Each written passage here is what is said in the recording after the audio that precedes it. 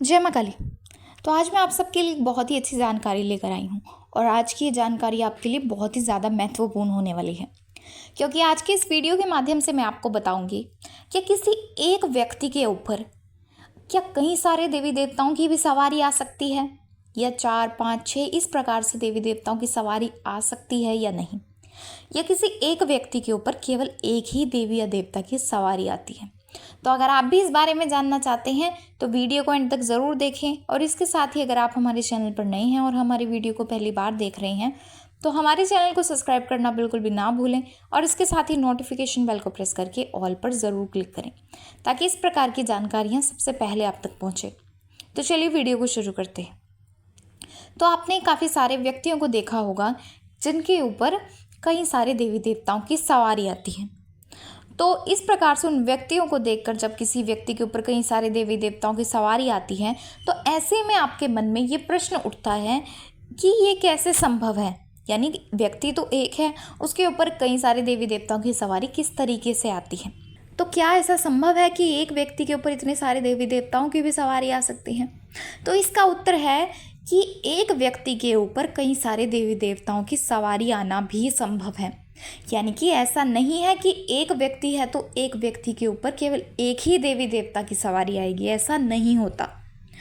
अगर एक व्यक्ति अपने इष्ट के साथ साथ, यानी कि जो उनके मुख्य देवी या देवता होते हैं, उनके साथ अन्य देवी देवताओं की भी पूजा करता है, अन्य देवी देवताओं को भी भोग देता है, और जो अन्य देवी देवता हैं वो उनके साथ सहायक रूप में चलते हैं, उनके जो मुख्य देवी देवता होते हैं, तो ऐसे में उस व्यक्ति के ऊपर उन सभी देवी देवताओं की सवारी भी आ सकती है। जैसे मान लीजिए अगर आपके माँ काली इष्ट है और ऐसे में आप बाबा भैरवनाथ जी को भी भोग देते हैं, हनुमान जी को भी भोग देते हैं, माँ दुर्गा को भी भोग देते हैं, अन्य कई सारे देवी देवताओं को भोग देते हैं, या आपके जो ग्रामीण देवी देवता होते हैं उनको भोग देते हैं, कुल देवी और कुल देवताओं को भोग देते हैं, तो ऐसे में जो माँ काली के साथ साथ जो सहायक देवी देवता है जिनको आप भोग देते हैं तो उनकी सवारी भी आपके ऊपर आ सकती है। लेकिन इसके लिए सबसे ज़्यादा ज़रूरी ये है कि आपके भाव सच्चे होने चाहिए उस देवी या देवता के प्रति, और इसके साथ ही उस देवी या देवता की इच्छा पर भी निर्भर करता है कि आपके ऊपर सवारी के रूप में आना चाहते हैं या नहीं।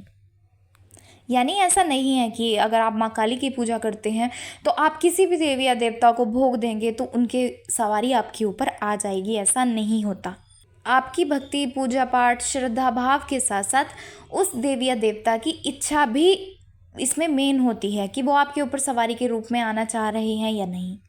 यानी आपकी मर्जी नहीं होती कि आप जिस भी देवी या देवता की सवारी चाहते हैं वो देवी या देवता आपके ऊपर सवारी के रूप में आएंगे। और इसका मतलब ये भी नहीं है कि अगर आपके ऊपर किसी देवी या देवता की सवारी नहीं आ रही है तो ऐसे में उन देवी या देवता की कृपा आपके ऊपर नहीं है। यानी कई व्यक्ति ऐसा सोचने लग जाते हैं, वो माँ काली जैसे मान लीजिए उनकी इष्ट है और माँ काली के साथ साथ अन्य वो देवी देवताओं की भी पूजा करते हैं और अन्य देवी देवताओं की उनके ऊपर सवारी नहीं आती, तो वो मन में ये सोचने लग जाते हैं कि क्या पता हमारी पूजा पाठ या हमारी भक्ति या हमारा भोग उन देवी या देवता तक नहीं पहुँच रहा, या वो देवी या देवता हमसे प्रसन्न नहीं है। तो ऐसा नहीं होता। यानी कि अगर किसी देवी या देवता की सवारी ही आ रही है तभी वो देवी या देवता आपसे प्रसन्न है, यही इस बात का प्रमाण है, तो ऐसा सोचना आपके लिए बिल्कुल गलत है। यानी कि अगर आप किसी देवी या देवता को भोग दे रहे हैं, उनकी भक्ति कर रहे हैं, उनकी पूजा पाठ कर रहे हैं, तो वो देवी या देवता सूक्ष्म रूप से आपके साथ हर पल रहते हैं, आपकी रक्षा करते हैं, आपका मार्गदर्शन करते हैं, आपको उन्नति की ओर लेकर जाते हैं। और सवारी आना उनकी इच्छा पर डिपेंड करता है कि वो सवारी के रूप में आना चाहते हैं या नहीं आना चाहते हैं। हो सकता है कि मान लीजिए आपके ऊपर माँ काली की सवारी आ रही है और अन्य किसी देवी या देवता की सवारी नहीं आ रही है, तो ऐसे में इसका ये भी कारण है कि हो सकता है आपके पास माँ काली की ऊर्जा ज़्यादा है और अन्य देवी देवताओं की ऊर्जा आपके शरीर में कम है, क्योंकि सवारी आना आपकी ऊर्जा के ऊपर भी डिपेंड करता है। अगर आपके शरीर में उतनी ऊर्जा है कि वो उस देवी या देवता के वेग को सहन कर सके तो तभी उस देवी या देवता की आपके ऊपर सवारी आती है। और इसी के साथ ही काफ़ी सारे व्यक्ति ऐसा भी सोचते हैं कि मान लीजिए अगर किसी व्यक्ति के ऊपर कई सारे देवी देवताओं की सवारी आ रही है तो क्या वो सवारी एक ही समय पर एक ही साथ उस व्यक्ति के शरीर में आ सकती है? तो ऐसा नहीं होता।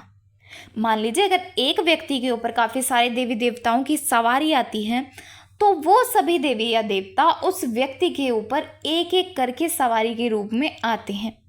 यानी मान लीजिए पहले किसी एक देवी या देवता की सवारी आएगी, फिर वो उस देवी या देवता के बाद अन्य किसी देवी देवता की सवारी आएगी। इस तरीके से एक व्यक्ति के ऊपर इतने सारे देवी देवताओं की सवारी आ सकती है।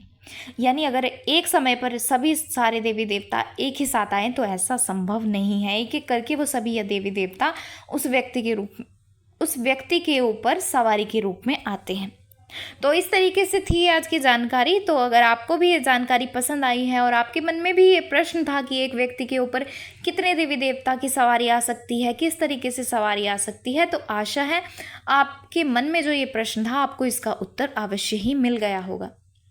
तो आशा है आपको जानकारी पसंद आई होगी। तो अगर आपको जानकारी पसंद आई है तो वीडियो को लाइक करें और ज़्यादा से ज़्यादा लोगों तक शेयर करें। और इसके साथ ही अगर आप हमारे चैनल पर नए हैं और हमारी वीडियो को पहली बार देख रहे हैं तो हमारे चैनल को सब्सक्राइब करना बिल्कुल भी ना भूलें और इसके साथ ही नोटिफिकेशन बेल को प्रेस करके ऑल पर ज़रूर क्लिक करें